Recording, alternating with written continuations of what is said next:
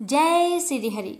प्यारे भक्तों, आज आप सभी श्रवण करेंगे कार्तिक मास महात्म्य कथा चौथा अध्याय और इसके साथ ही आप सभी श्रवण करेंगे कार्तिक स्नान की कथाएं, श्रीमद् भगवद गीता पाठ का चौथा अध्याय और अंत में श्रवण करेंगे रविवार की व्रत कथा, क्योंकि आज कार्तिक मास का प्रथम रविवार का दिन है।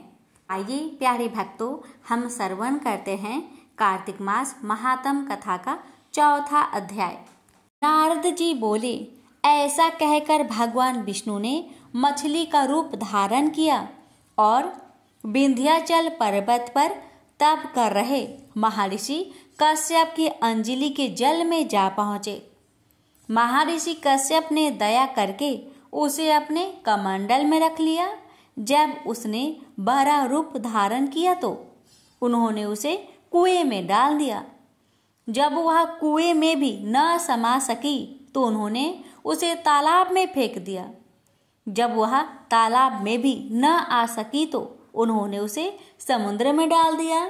वह मत्स्य वहां भी बढ़ने लगी। फिर उस मत्स्य रूपी नारायण ने उस शंखाखुर को मार डाला। पश्चात शंख को हाथ में लेकर बद्री वन में आ पहुंचे।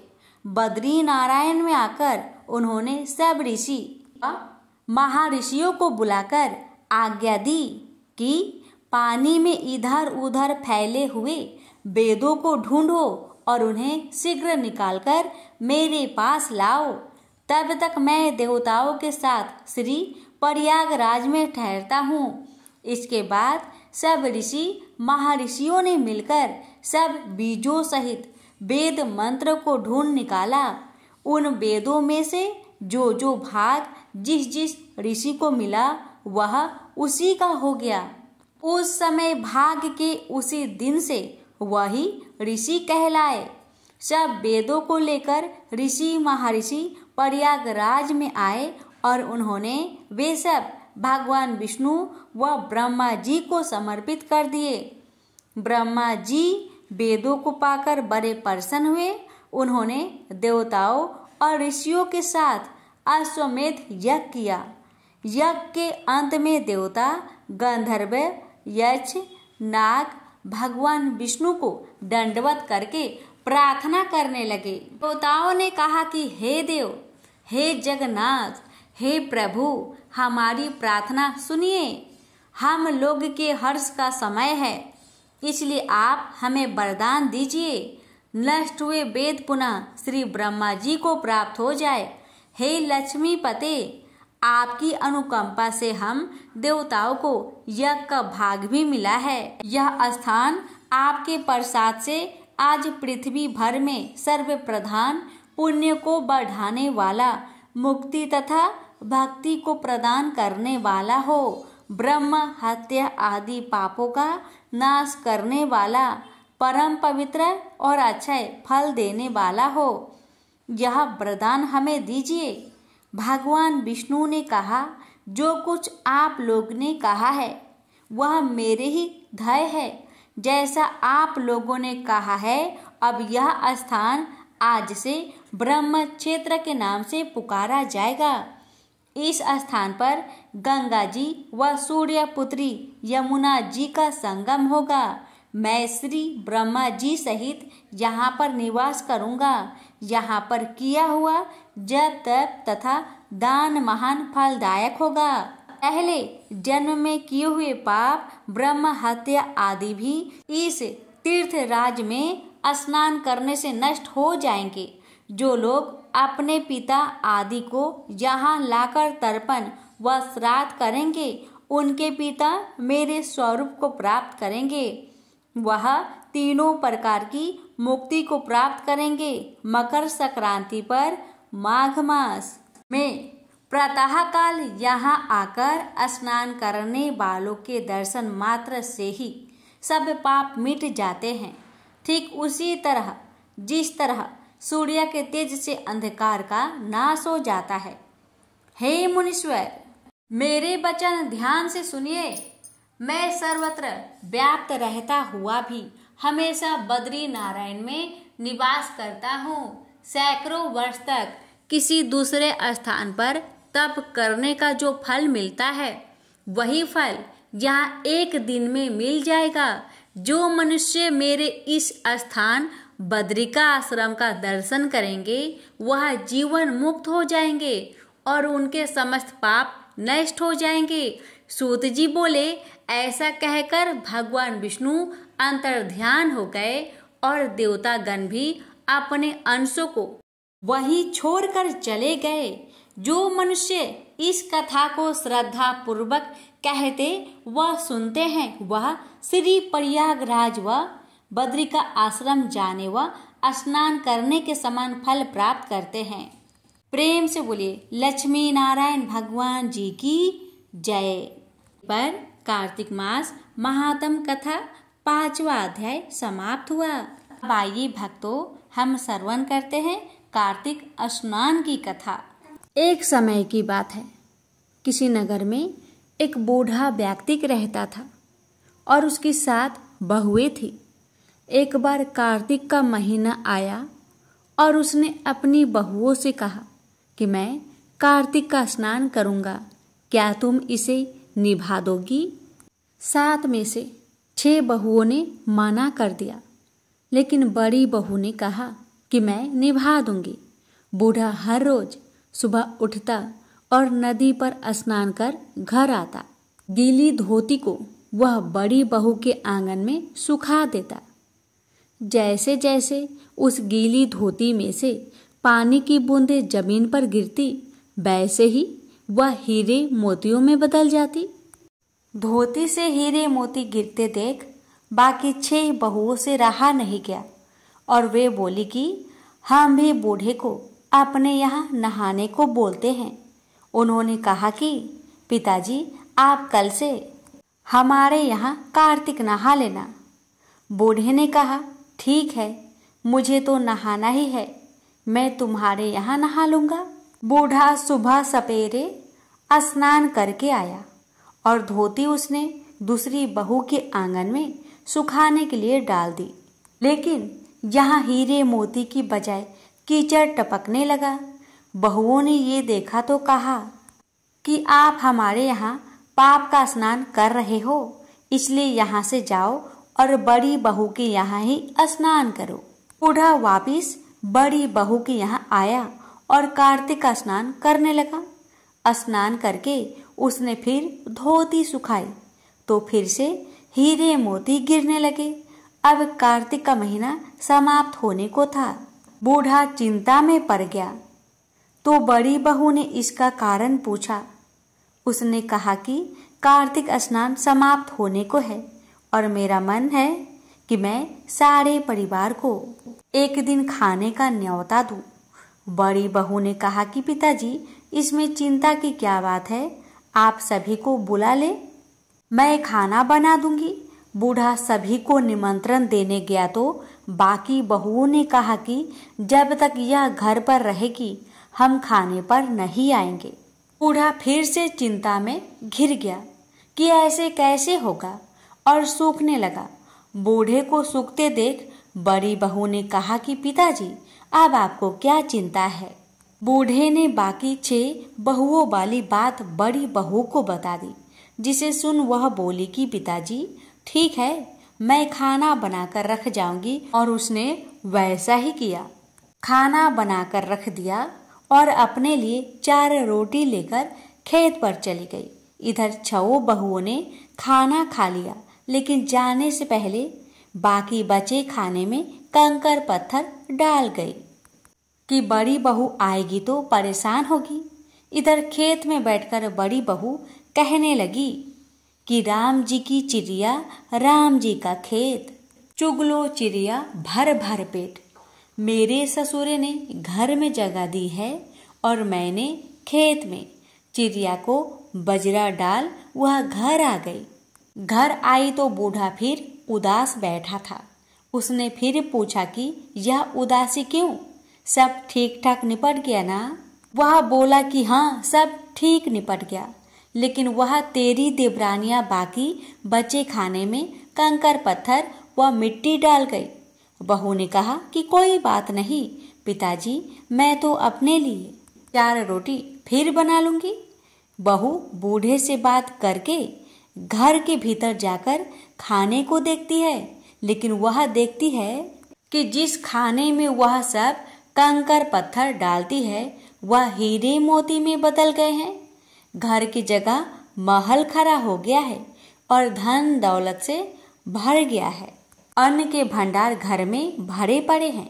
वह बूढ़े को बुलाकर कहती है कि पिताजी, आपने तो कहा था कि मेरे लिए कुछ नहीं बचा है, लेकिन यहाँ तो हीरे मोतियों के भंडार हो गए हैं। पूरे घर में धन की वर्षा हो रही है। साधारण सा घर महल में बदल गया है। बूढ़ा सब चीजें देखकर बोला कि बेटी, तुमने सच्चे मन से कार्तिक स्नान सच्चे मन से निभाया था, लेकिन बाकी बहुओं ने पापी मन से इसे निभाया, इसलिए कार्तिक देवता तुमसे प्रसन्न हुए और यह फल दिया है। हे कार्तिक के देवता, जैसे आपने बड़ी बहू की सुनी वैसे ही आप सभी की सुनना। प्रेम से बोलिए कार्तिक के देवता की जय। एक बार नारद मुनि जी ने भगवान विष्णु से पूछा, हे भगवान, आपका इस समय सबसे प्रिय भक्त कौन है? अब विष्णु तो भगवान है, सो झट से समझ गए अपने भक्त नारद मुनि की बात और मुस्कुराकर बोले, मेरा सबसे प्रिय भक्त उस गांव का एक मामूली किसान है।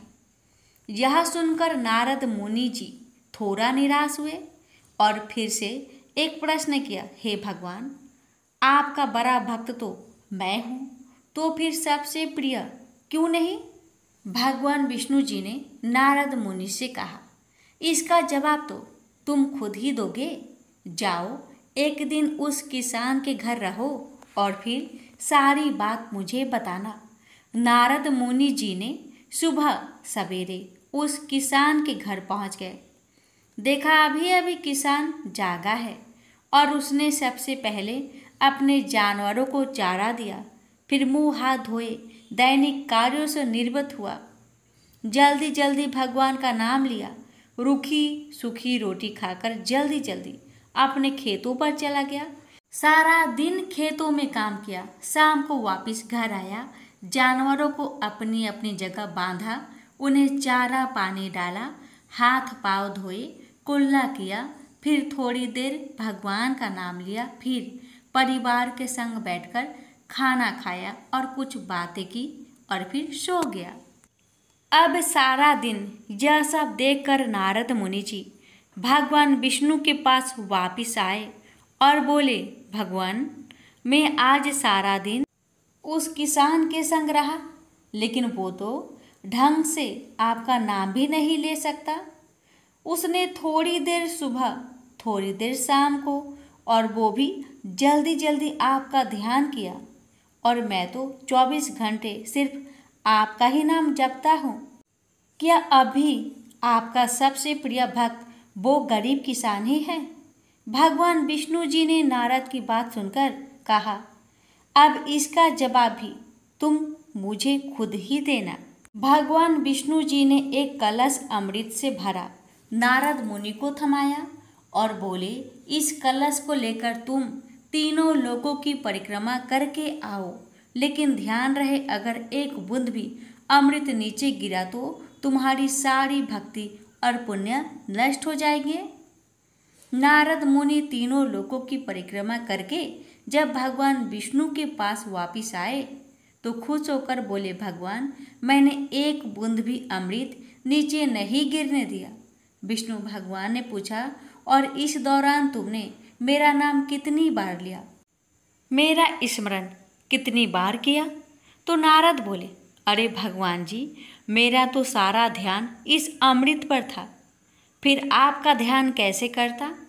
भगवान विष्णु ने कहा, हे नारद, देखो उस किसान को, वो अपना कर्म करते हुए भी नियमित रूप से मेरा स्मरण करता है, क्योंकि जो अपना कर्म करते हुए भी मेरा जाप करे वो ही मेरा सबसे प्रिय भक्त हुआ। और तुम तो सारे दिन खाली बैठे ही जप करते हो, और जब तुम्हें कर्म दिया तो मेरे लिए तुम्हारे पास समय ही नहीं था। तो नारद मुनि सब समझ गए और भगवान के चरण पकड़ लिए और बोले, हे भगवान, आपने मेरा अहंकार तोड़ दिया, आप धन्य हैं। तो प्रेम से बोलिए, विष्णु भगवान की जय। श्रीमद् भगवद गीता पाठ, चौथा अध्याय, महात्म्य सहित। कृष्ण भगवान बोले, हे अविनाशी कर्मयोग को मैंने सूर्य से कहा, सूर्य ने मनु से कहा और मनु ने राजा इक्ष्वाकु से कहा। हे अर्जुन, इस तरह परंपरा से प्राप्त यह योग सब राजर्षियों ने जाना, परंतु अधिक समय व्यतीत होने से लुप्त हो गया। वही प्राचीन युग आज तुमको मैंने बताया है, क्योंकि तुम मेरे भक्त और मित्र हो। यह रहस्य अति उत्तम है। अर्जुन बोला, आपका जन्म तो अभी हुआ है और सूर्य का जन्म बहुत दिनों पहले हुआ था। मैं किस प्रकार मानूं सूर्य को यह योग आपने बताया था? श्री कृष्ण भगवान बोले, हे अर्जुन, मेरी व तुम्हारे अनेक जन्म हो चुके हैं, मुझे यह याद है और तुम भूल गए हो।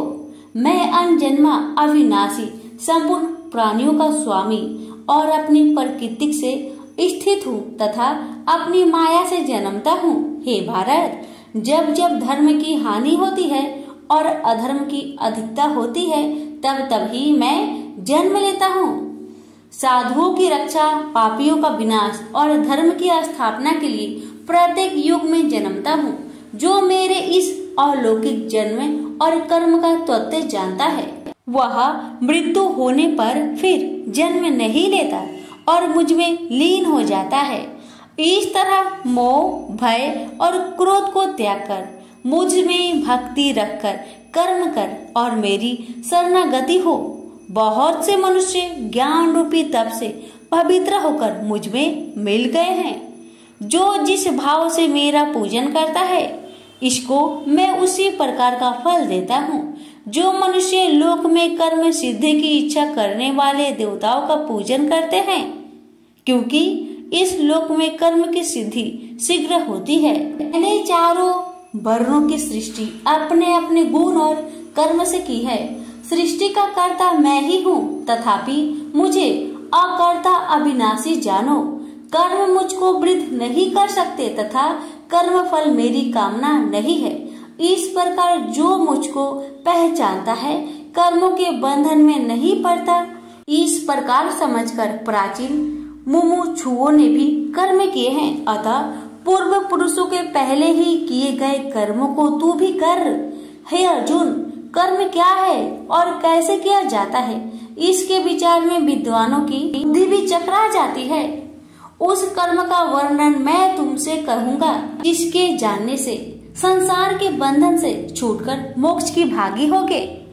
कर्म, विकर्म और अकर्म तीन का जानना आवश्यक है, क्योंकि कर्म की गति अति गंभीर है।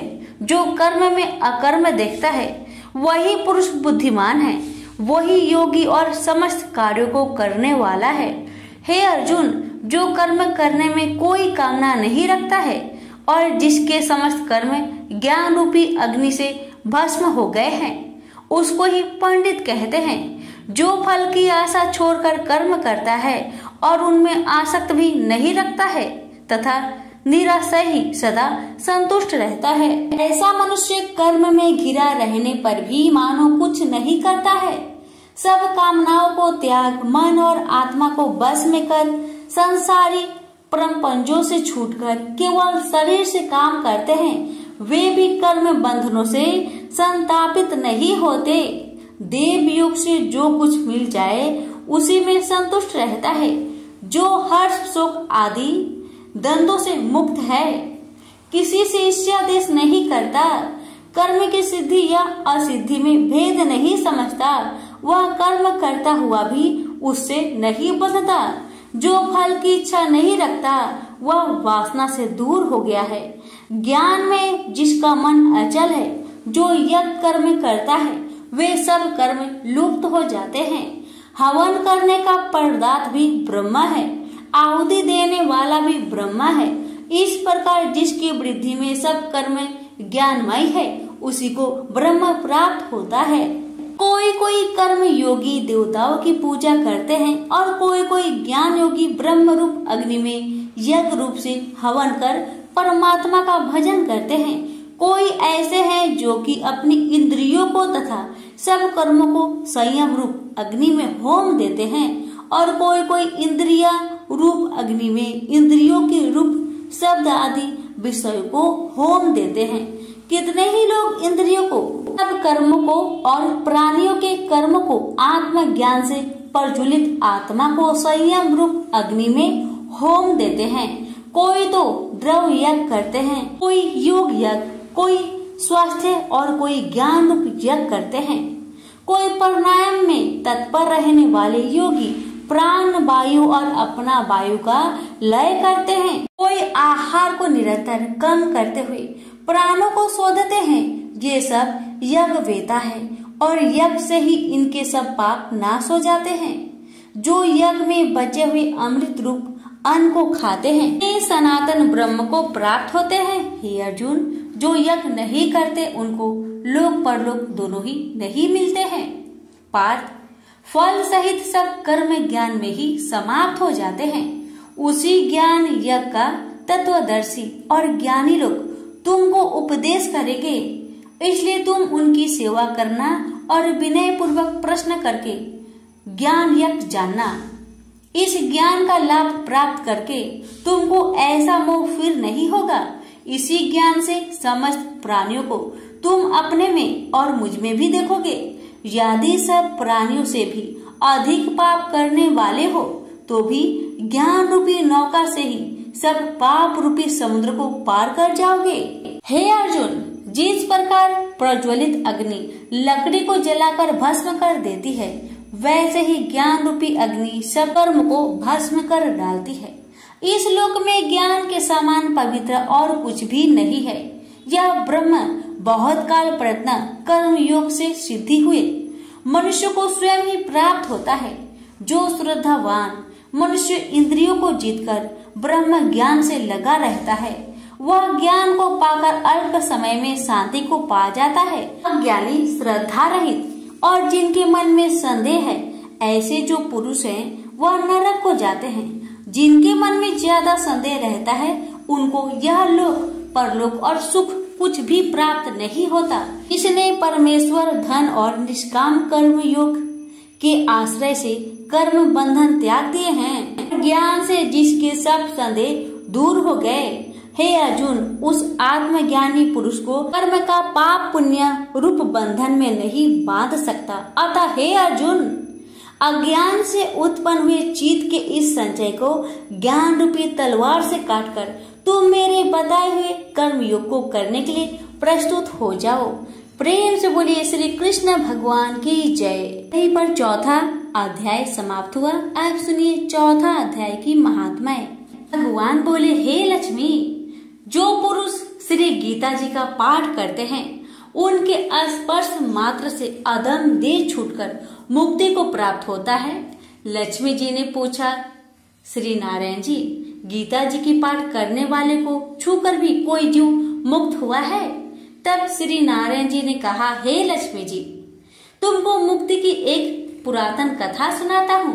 भागीरथी गंगा जी के तट पर एक काशीपुरी नाम का नगर है। वहाँ एक वैष्णव श्री गीता जी की चौथे अध्याय का पाठ किया करता था। एक दिन वह साधु वन में गया। वहाँ बेरियों के 2 वृक्ष थे, उनकी बड़ी छाया थी।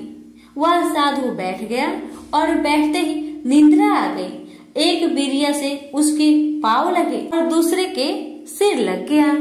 वह दोनों बेरिया आपस में कांपकर पृथ्वी पर गिर पड़ी। पत्ते उनके सूख गए। परमेश्वर की इच्छा से वह दोनों बेरिया ब्राह्मण घर की कन्या हुई। फिर ब्राह्मण के घर में जन्म लेकर उन दोनों कन्याओं ने तपस्या करना आरंभ कर दिया। जब वह दोनों बड़ी हुई तब उनके माता पिता ने कहा, हे पुत्रियों, अब तुम्हारा विवाह करते हैं। तब उन दोनों ने माता पिता से कहा, हम विवाह नहीं करेंगे। उनको अपने पिछले जन्म की खबर थी। उन्होंने कहा, हमारी एक यही अभिलाषा है कि वह साधु हमें पुनः दर्शन दे तो बड़ा अच्छा है। उनके मन में यही था कि वह साधु जिसके स्पर्श करने से हमें अधम देह से छूट कर यह देवदेही मिली है, वह मिली तो बड़ा अच्छा हो। यह विचार कर उन दोनों लड़कियों ने माता पिता से तीर्थ यात्रा करने की आज्ञा मांगी। तब माता पिता ने उन्हें तीर्थ यात्रा की आज्ञा दी। तीर्थ यात्रा करती करती बनारस में पहुंची तो वहां जाकर देखा कि वही तपस्वी बैठे हैं, इनकी कृपा से हम बेरी के देह से छूटे हैं। तब उन दोनों कन्याओं ने चरण वंदना की, हे संत जी, धन्य हो आपने हमको कृतार्थ किया है। तब साधु ने कहा, तुम कौन हो? मैं तुमको पहचानता नहीं। कन्याओं ने कहा, हम आपको पहचानते हैं, हम पिछले जन्म में प्रिया की योनि में थी। एक दिन आप वन में आए तो आपको बहुत धूप लगी थी, तब बेरिया की छाया तले आप आ बैठे। लंबासन होने से एक बेरी से आपके चरण लगे और दूसरी बेरी से सिर लगा, तो उसी समय हम बेरी की योनि से मुक्त हो गए। अब हमने ब्राह्मण के घर में जन्म लिया है और बहुत सुखी हैं। आपकी कृपा से ही हम मोक्ष को प्राप्त हुए। तब तपस्वी ने कहा, मुझे इस बात का पता नहीं था। अब तुम आज्ञा करो, तुम्हारी क्या सेवा करूं, क्योंकि तुम ब्रह्म स्वरूप उत्तम जन्म श्री नारायण जी का मुख हो। तब उन दोनों कन्याओं ने कहा, आप हमको श्री गीता जी के 4थे अध्याय का फल प्रदान करें, जिससे हम देवदेही पाकर सुखी हो जाएं। तब उस तपस्वी ने उन्हें गीता जी के 4थे अध्याय के पाठ का फल दिया। फल के देते ही आकाश से विमान आए। तब उन दोनों ने देवदेही पाकर बैकुंठ को गमन किया। श्री नारायण जी बोले, हे लक्ष्मी जी, ये 4थे अध्याय का महात्म्य है जो मैंने आपको सुनाया है। प्रेम से बोलिए लक्ष्मी नारायण की जय। रविवार की व्रत कथा। सूरज भगवान रोज उठते और जग में प्रकाश देने चले जाते। एक दिन भगवान को लगा कि राना दे सूखती चली जा रही है, तो राना दे से पूछा कि तुम्हारे मन में क्या है? राना दे बोली, मेरे मन में खीर खाने के भोजन की इच्छा है। भगवान बोले, मांगा भी तो क्या मांगा, ये तो हम रोज खाते हैं। राना दे बोली, भगवान आप खीर खांड के भोजन जिमते हो, मैं तो खट्टी रब जिमती हूँ। भगवान बोले, राना दे तुम झूठ बोलती हो, एक जैसा भोजन मेरी माँ हमको देती है। राना दे बोली, सुबह आप मेरी थाली लेना, मुझे आपकी थाली देना। दूसरे दिन जिमते समय भगवान ने पानी के गिलास को टक्कर देकर गिरा दिया। माताजी बोली, तुम मत उठो, मैं दूसरा गिलास भर देती हूँ। माताजी गए, इतने में भगवान ने थालियाँ बदल ली। राणा दी ने तो जल्दी ही खीर खांड के भोजन कर लिए, पर सूरज भगवान को खट्टी रात भाई नहीं और थाली पर बैठे रहे। माताजी बोली, आज इतनी देर क्यों लगी? भगवान बोले, आज तो खीर खांड खट्टी लग रही है। माताजी बोली, राणा दी की थाली आपने क्यों ली? भगवान कहने लगे, माँ अपने घर में आप 2 जने और मैं जिसमें भी 2 भात, मैं नियम पालन करने वाला, और मेरे ही घर में ऐसा होता है तो दुनिया में क्या होता होगा। घर में सबका खाना एक जैसा बनाओ। यहाँ से वो कुम्हार के घर गए और बोले, 2 पेट की हांडी किस कुम्हार ने बनाई? रतन कुमार को लगा कि आज तो भगवान आए हैं। माताजी तो 1 टका देती थी, ये तो 2 टका देंगे। और कुम्हार बोले, मैंने बनाई। भगवान बोले, आज के बाद 2 पेट की हांडी बनाए तो तेरे सहस्त्र पेट कर दूंगा।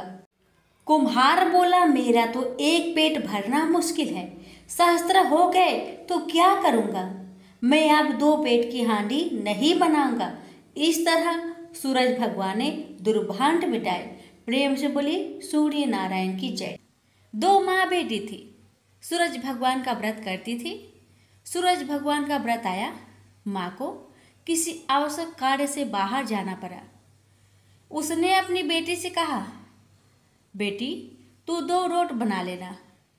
बेटी ने 2 रोट बना लिया। उसी समय एक जोगी भिक्षा मांगने आया। उसने माँ के रोट में से एक टुकड़ा तोड़कर जोगी को दे दिया। माँ बाहर से आई और बोली, मेरा रोट दे। तो बेटी बोली, माँ, एक जोगी भिक्षा मांगने आया था, आपके रोट में से थोड़ा टुकड़ा उसको दे दिया। ऐसा सुनते ही उसकी माँ ने जिद पकड़ ली और सारा दिन कहने लगी, घी रोटो दे, घी रोटो, मेली कोर दे, पूरो दे पर महारो दे। सब ने यही सोचा कि यह पागल हो गई और सब जनों ने मिलकर उसे एक अंधेरी कोठरी में बंद कर दिया। लड़की का एक राजकुमार से विवाह हो गया। उसके पति ने जिद कर ली कि मेरे को अपने ससुराल जाना है। बेटी की मायके में कोई और नहीं था। जब उसने सूरज भगवान से विनती की कि मेरे को 1.25 पहर का मायका दो, जब सूरज भगवान तथास्तु कहकर अंतर्ध्यान हो गए, उसके बाद सूरज भगवान की कृपा से जंगल में महल, बाग बगीचे, माता पिता, भाई बहन, भाभी भतीजे सब बेटी जमाई के आदर सत्कार करने लगे, अपना प्यार लुटाने लगे। 1.25 पहर का समय बीतने लगा, पर जामाई जी का मन नहीं भरा। बेटी बोली, चलो, देर हो रही है। उसको पता था 1.25 पहर होते ही सब खत्म हो जाएगा। वो अपने पति को लेकर जाने लगी। उसके पति ने अपने एक पाँव की मोचरी वहीं छोड़ दी। आधे रास्ते गया और बोला, मेरी मोचरी वहीं रह गई।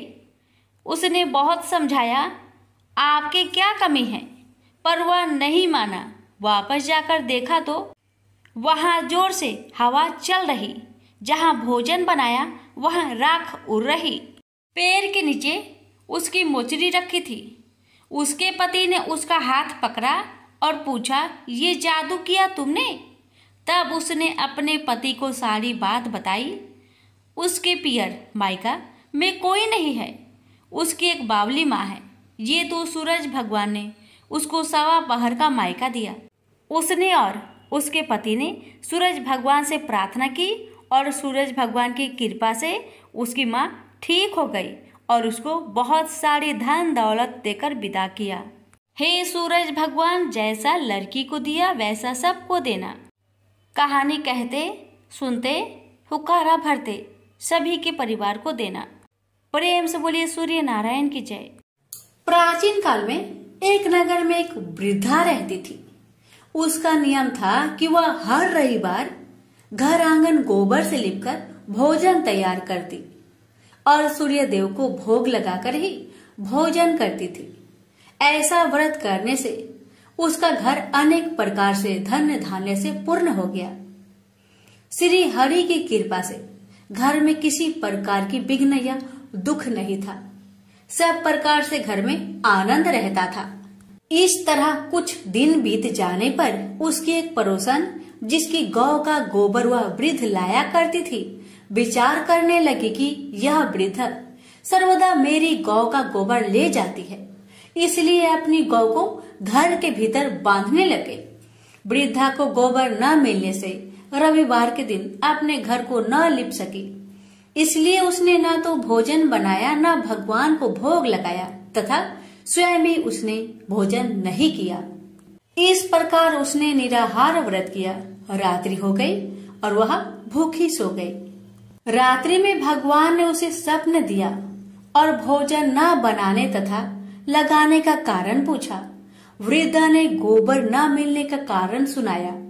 तब भगवान ने कहा कि माता, हम तुमको ऐसी गौ देते हैं जिससे सभी इच्छाएं पूर्ण होती है, क्योंकि तुम हमेशा रविवार को गौ के गोबर से लिपकर भोजन बनाकर मेरा भोग लगाकर खुद भोजन करती हो। इससे मैं खुश होकर तुमको वरदान देता हूँ। निर्धन को धन और बाज स्त्रियों को पुत्र देकर दुखों को दूर करता हूँ तथा अंत समय में मोक्ष देता हूँ। सपने में ऐसा वरदान देकर भगवान तो अंतर्ध्यान हो गए और वृद्धा की आँख खुली तो वह देखती है कि आंगन में एक अति सुंदर गौ और बछड़ा बंधे हुए हैं। वह गाय और बछड़े को देखकर अति प्रसन्न हुई और उसको घर के बाहर बांध दिया और वहीं खाने को चारा डाल दिया। जब उसकी पड़ोसन वृद्धा ने घर के बाहर एक अति सुंदर गौ और बछड़े को देखा तो देश के कारण उसका हृदय जल उठा और उसने देखा कि गाय ने सोने का गोबर किया है। तो वह उस गाय का गोबर ले गई और अपनी गाय का गोबर उसकी जगह रख गई। वह नित्य प्रति ऐसा ही करती रही और सीधी साधी वृद्धा को इसकी खबर नहीं होने दी। तब सर्वव्यापी ईश्वर ने सोचा कि चालाक पड़ोसन के कर्म से वृद्धा ठगी जा रही है। तो ईश्वर ने संध्या के समय अपनी माया से बड़े जोर की आंधी चला दी। वृद्धा ने आंधी के भय से अपनी गौ को भीतर बांध लिया।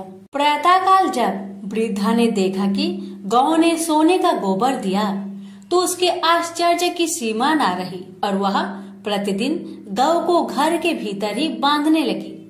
उधर पड़ोसन ने देखा कि बुढ़िया गौ को घर के भीतर बांधने लगी है और उसका सोने का गोबर उठाने का दांव नहीं चलता। तो वह ईर्ष्या और डाह से जल उठी और कुछ उपाय न देखकर पड़ोसन ने उस देश के राजा की सभा में जाकर कहा, महाराज, मेरे पड़ोस में एक वृद्धा के पास ऐसा गौ है जो आप जैसे राजा के ही योग है। वह नित्य सोने का गोबर देती है। आप उस सोने से प्रजा का पालन करिए। वह वृद्धा इतने सोने का क्या करेगी? राजा ने यह बात सुनकर अपने दूतों को वृद्धा के घर से गौ लाने की आज्ञा दी। वृद्धा प्रातः ईश्वर का भोग लगा भोजन ग्रहण करने जा ही रही थी कि राजा के कर्मचारी गौ को खोलकर ले गए। वृद्धा काफी रोई चिल्लाई, किंतु कर्मचारियों के समक्ष कोई क्या कहता। उस दिन वृद्धा गौ के वियोग में भोजन न खा सकी और रात भर रो रो कर ईश्वर से गौ को पुनः पाने के लिए प्रार्थना करती रही। उधर राजा गौ को देखकर बहुत प्रसन्न हुआ, लेकिन सुबह जैसे ही वह उठा सारा महल गोबर से भरा दिखाई देने लगा। राजा यह देख घबरा गया। भगवान ने रात्रि में राजा को सपने में कहा कि हे राजा, गाय वृद्धा को लौटाने में तेरा भला है। उसके रविवार के व्रत से प्रसन्न होकर मैंने उसे गाय दी थी। प्रातः होते ही राजा ने वृद्धा को बुलवाकर बहुत से धन के साथ सम्मान सहित गौ बछड़ा लौटा दिया। उसकी पड़ोसिन को बुलाकर उचित दंड दिया। इतना करने के बाद राजा के महल से गंदगी दूर हो गई। उसी दिन से राजा ने नगरवासियों को आदेश दिया कि राज्य की तथा अपनी समस्त मनोकामनाओं की पूर्ति के लिए रविवार का व्रत रखा करो। व्रत करने से नगर के लोग सुखी जीवन व्यतीत करने लगे। कोई भी बीमार तथा प्रकृति का प्रकोप उस नगर पर नहीं होता था। सारी प्रजा सुख से रहने लगे। प्रेम से बोलिए सूर्य नारायण की जय।